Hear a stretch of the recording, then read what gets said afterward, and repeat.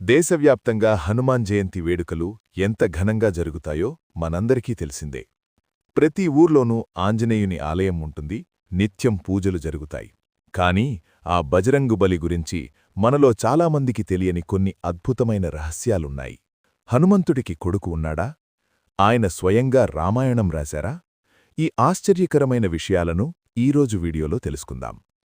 అసలాయనకు హనుమాననే పేరు ఎలా వచ్చింది? చిన్నప్పుడు సూర్యుడిని పండు అనుకుని మింగడానికి వెళ్ళినప్పుడు ఇంద్రుడు కోపంతో పిడుగు వదిలాడు. అది తగిలి ఆయన దవడ వంకరగా మారింది. సంస్కృతంలో హను అంటే దవడ అని అర్థం. ఆ దవడ వంకరగా ఉండటం వల్లే ఆయనకు హనుమాననే పేరు స్థిరపడిపోయింది. రామాయణం అనగానే మనకు వాల్మీకి మహర్షి గుర్తుకొస్తారు. కాని హనుమంతుడు కూడా హిమాలయాల్లోని శిలలపై తన గోళ్లతో ఒక రామాయణాన్ని రాశారు.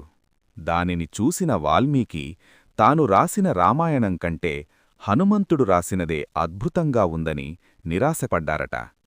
గురువు మనస్సు నొచ్చుకోకూడదని హనుమంతుడు తాను రాసిన శిలలను చెరిపివేశారు.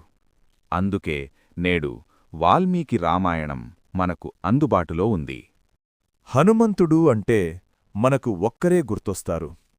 కాని బ్రహ్మాండ పురాణం ప్రకారం ఆయనకు 5గురు సోదరులున్నారు.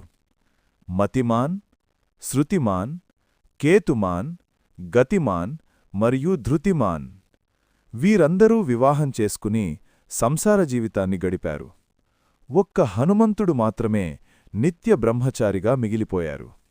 బ్రహ్మచారి అయిన హనుమంతుడికి కొడుకెలా పుట్టాడు?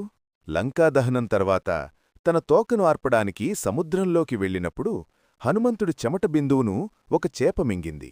దానివల్ల మకరధ్వజుడు జన్మించాడు. ఈయనే హనుమంతుడి కుమారుడిగా పురాణాల్లో చెప్పబడింది.